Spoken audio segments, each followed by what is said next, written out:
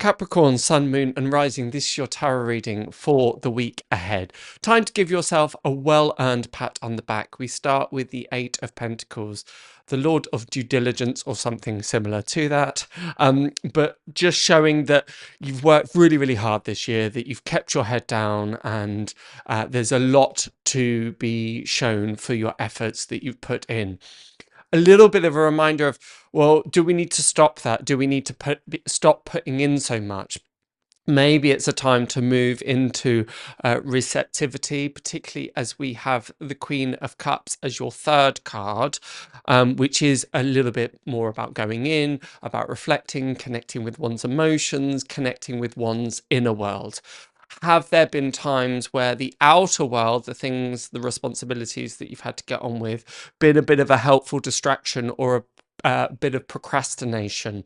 It's really, really important that you do carve out a little window, a little bit of time to just recenter and reconnect with you. Ask some of these questions of, where are my happinesses lying? Am I feeling aligned? Am I feeling that I'm getting everything that I need? Particularly as we have had a very productive year, great, but and it may have felt a very kind of resourceful year, progress within material world, be it home, work, all of those things. And that's very much given the fact that you have the Emperor card as your second card as well.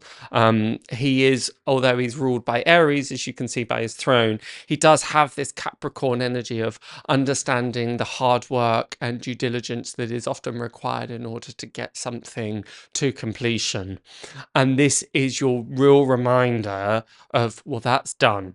Allow this period of rest as well. Allow this period of nurture. What is it you need to nurture yourself over this festive break? Emphasis on break.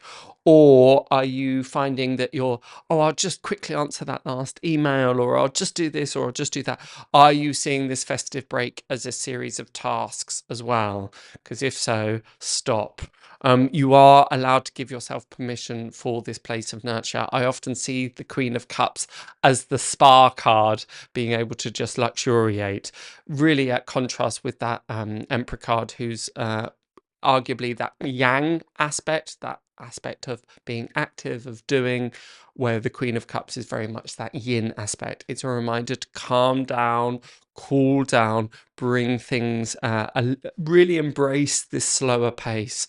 This isn't a time of things not happening. It's a time of bringing things back into rebalance, and it's up to you to decide which one you want it to be, which way you see it. So if you find that you're getting kind of twitchy fingers, or you're like, oh, what do I do with myself? Try and resist that urge and go, actually, maybe a bit of quiet time is what is required. It isn't a reflection that because it has been such a productive year, there may be a want to keep that momentum going, keep that flow going, but actually it may come at a cost. We need to enter into these periods of receptivity, at these periods of calm, effectively, in order to restore our energetic coffers so that we don't become energetically bankrupt. It's not necessarily burnout, but it is, as I said before, it could lead into distraction, willful distraction, and that could be unhelpful. Some of what may come up for you in that place of reflection and that place of inner introspection may be not necessarily painful, but you may find the answers that are perhaps a little more challenging. Again, it's interesting that we have as the next card the Seven of Wands, which is all about boundaries. So maybe there is a reassessment on, where are my boundaries lying? Yes, in part with other people, but that could also apply in terms of boundaries within my life. Have I allowed myself to fall into this place? Capricorn is a great energy, a great star sign in which to get things done. We really feel that the karmic requirements a lot. Which means that more than anyone, you can make stuff happen. But it's ensuring that we don't assume that that is the only approach. So those boundaries may also lie with, am I making enough time for fun? Am I making enough time for that receptivity and introspection? Do I often feel guilty if I'm not doing? Very often what we need is more and more of less and less rather than more and more. So are we, particularly again, sometimes the festive period can be quite expensive, and that can bring out some financial anxieties as well. But understanding that the finances, material world doesn't need to be our only point of focus. This is again really emphasized with the Six of Cups, which is about enjoying those simple pleasures, enjoying the pleasures of home and what that represents, enjoying the pleasure of family, maybe developing within you and cultivating within you a little bit more of a childlike wonderment.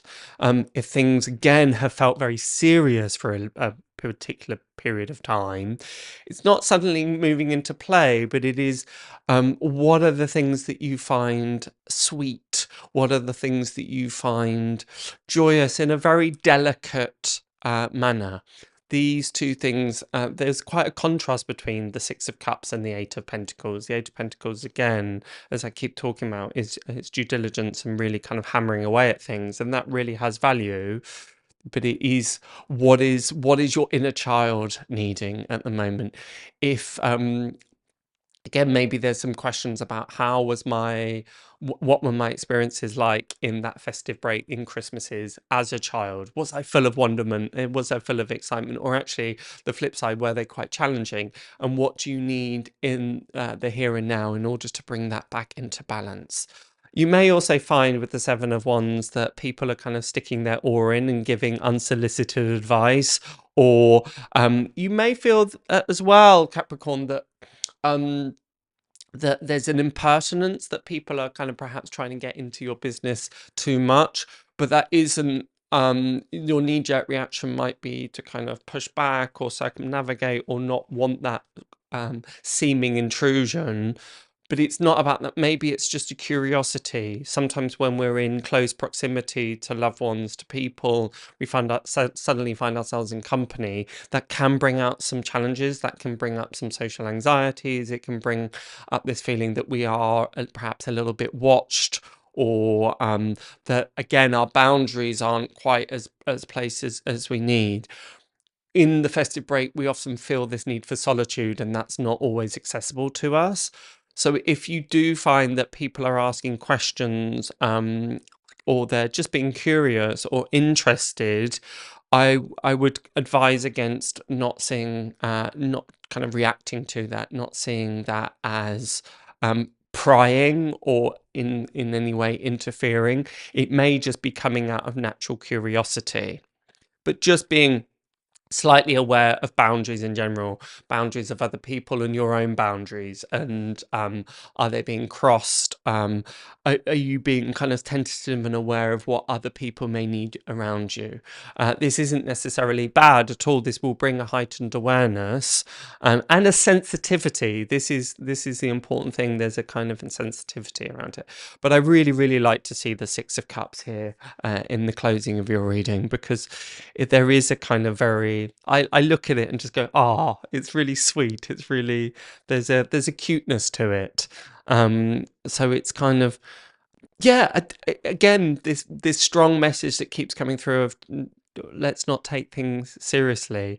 Let's just look at what we can enjoy and what we can what carries this kind of childlike wonderment, especially if you have children. How can we bring that up a little bit more? How, very often when we see their pleasure, it excites pleasure in within ourselves. But if you haven't got children, maybe it's more about how do I connect with that innocent part of me? Have I gotten a bit jaded? Have I got a bit disillusioned? Okay, well, what would my child version of myself have to say? How do I reconnect with that sense of magic and that sense of wonder? So I hope that helps. If you're looking for more guidance and more messages, I'd really recommend that you go and look at your rising sign and your moon sign or your sun sign for a 360 reading. But until next time, next week, have a great, great Christmas and festive break, and I'll see you then. Bye for now.